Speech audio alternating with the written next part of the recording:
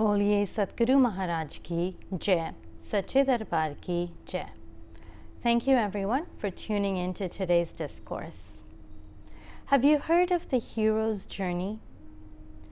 It's a concept where an individual who is not really doing much, but is given an opportunity and adventure. And as he sets out on this adventure, there are situations, crises, and through the help of supernatural powers or good guides, overcomes these situations and returns victorious from this adventure and comes home a transformed being. Maybe sounds familiar? All the movies like Matrix, Lord of the Rings, The Lion King, Harry Potter are all based on the concept of the hero's journey. But today, when we think of the word hero, or we think of a heroic act, we automatically tie it to someone who goes out of their way to help someone else. Maybe someone who helps the less fortunate, educates a child, or feeds the homeless. But the truth is that we fail to recognize that these acts are acts that should naturally come to us. They're humanity. And if we were truly in tune with our human nature, then these acts would be the norm. Our scriptures, in true essence, refer to those saints and sages as heroes, who not only uplifted themselves, uplifted their souls, but helped so many people along the way, helped so many others uplift themselves as well. In true essence, these are the heroes. In the Ramayana, there is a depiction of the hero's journey, which is when Hanuman sets out on a journey to find Mother Sita. Sita is kidnapped by the evil person in the story, who is Ravan. And Hanuman, being a disciple of Sri Ram, along with a few of his friends, decide to go in search of Mother Sita, to find where Ravan has hid her. So as they go out on this journey, they spend about a month walking through the forest aimlessly. Finally, they come to a cave where they find a saint by the name of Swamprabha, who asks them, "Why are you so distraught? What is the matter?" And they explain how they've spent a month looking everywhere and cannot find Mother Sita, that she has been kidnapped and they're in search of her. "We've looked everywhere through the forest. We stayed up day and night, but to no avail." Swamprabha asks, "Have you looked within? When you're disturbed, when you're confused, the best place is to go within for answers." And this is true for us today as well. When we're confused, when we're unsure of what our purpose is, or as we've engaged ourselves in attaining material wealth, material gains, a Satguru comes into our lives and turns our direction inwards. Through the technique of Brahmgyan, through the awakening of the third eye, connects us to our soul and its journey. So as Hanuman went within, he recognized that Mother Sita is in Lanka. So they make their way to the tip of what we know today as India. And as they get to the tip, they realize we have to cross this ocean in order to make it to Lanka. And immediately, everyone starts to state the fact of why they cannot cross the ocean. Someone says, I am too old. Someone says, I will only make it 10 steps in. And it wasn't until Jamwant reminded Hanuman of his purpose, that he had set out on this journey to find Mother Sita. And there is no obstacle that is bigger than his purpose. He reminded him of his power, his innate power, and the fact that he could fly over long distances. The same happens with us. When we set out on our journey, there are a lot of negative thoughts that come up that prevent us from making the effort. Even when it comes to meditation, there's lots of excuses. My back hurts, my knee hurts. Meditation just really isn't for me.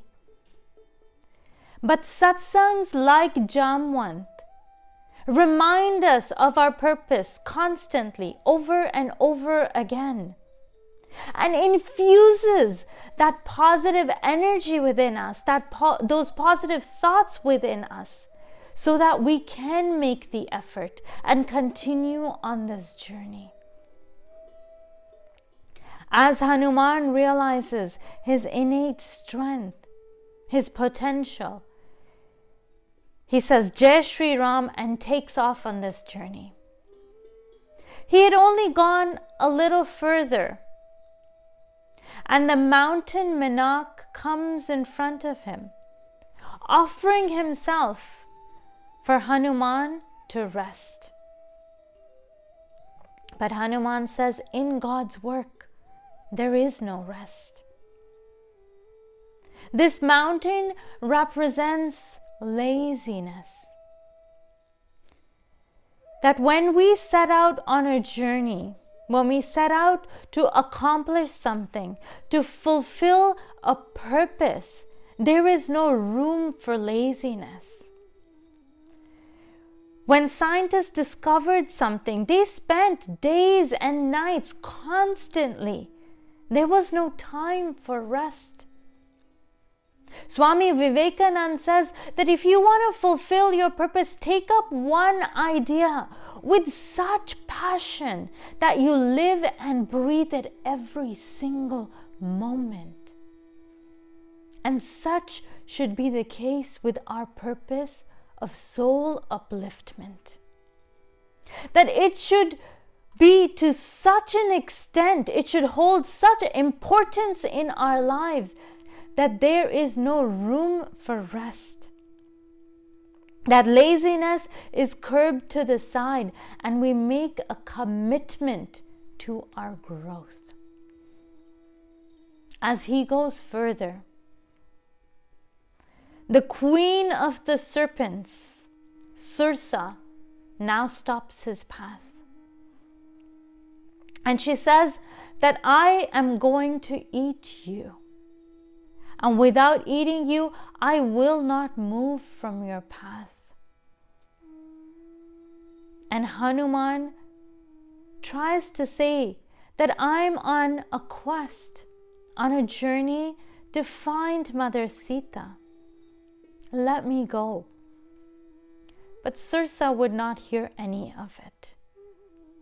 She opens her mouth wide to eat Hanuman. So Hanuman makes his body, his size, bigger than the mouth of Sursa. She opens her mouth wider. He expands his form even more. And again, this continues for a little bit, till Hanuman realizes that he cannot overcome this obstacle this way. So then he immediately reduces his form so small, almost to like the size of a fly, enters into Sursa's mouth and comes back out.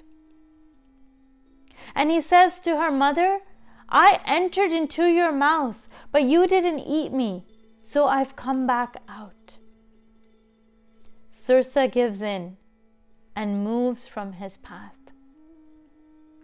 Sursa represents fame and praise. When we are on a journey, when we're on a quest, we're constantly looking for appreciation. We're constantly checking to see if people recognize what I am doing, recognize the good that I am doing. But this example with Sursa reminds us that there is no end to the thirst of fame and praise. That the more you receive it, the more you are going to want it. So in order to overcome this obstacle on our journey of upliftment, we have to humble ourselves. Humility is the greatest wealth on this path to upliftment. As Hanuman goes further, the demon Singika grabs onto his foot. And as Hanuman is traveling, he realizes that something's up. It seems like my speed has slowed down. And when he turns around to look, he finds demon Singika grabbed onto him. With his weapon, he gives a massive blow, and she is destroyed. Singika represents jealousy. When we try to make others look bad so that we can look better. When we try to prevent others from growing so that we look like we have grown more. And Hanuman reminds us there's only one solution to this obstacle: to destroy it from the root. Because heroes, saints and sages that set out on this path not only uplift themselves, but help others along the way as well. Finally, Hanuman makes it to Lanka, finds where Mother Sita has been hidden, gives her the message of Lord Ram, and returns back. When he gets back, he is asked numerous times, how was it possible for you to overcome all of these obstacles, all of these situations, these demons? And he has one reply: it is through the strength and the power that Lord Ram has infused into me. He was a hero in everyone's eyes. But in Ram's eyes, he was a hero because he overcame these obstacles and uplifted his soul. He evolved on the path of spirituality. Even at the time of Jesus Christ, Peter is considered a hero today because he sacrificed his life for the teachings of Jesus Christ. But in Jesus Christ's eyes, Peter was a hero because he uplifted himself. He uplifted his soul and helped so many others along the way as well. So brothers and sisters, each one of us has been given this opportunity. As we go through the current situation, I'm sure most of us recognize and realize that there is more to life than gaining materialistic wealth, than trying to attain the pleasures of this world, that we're here for a deeper purpose. Each one of us has the opportunity to become a true hero. Let us all give importance to our spiritual journey, to the purpose of our soul. Make time to do whatever is needed to uplift our soul. Let us all become heroes by making the effort in spending the things that need to be done, in spending time in meditation to help uplift our soul and fulfill the purpose of our soul. If you're confused, unsure of where to begin, then connect with Divine Light World. Attain that eternal Vedic technique of Brahmgyan. Through the awakening of the third eye, connect with your soul and recognize your soul's purpose.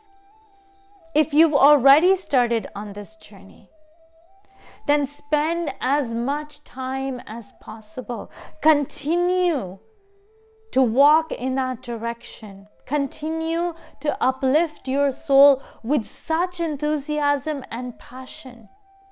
And do not stop till your purpose is fulfilled. On that note, we'll conclude today's discourse. Boliye Satguru Maharaj ki Jai, Sache Darbar ki Jai.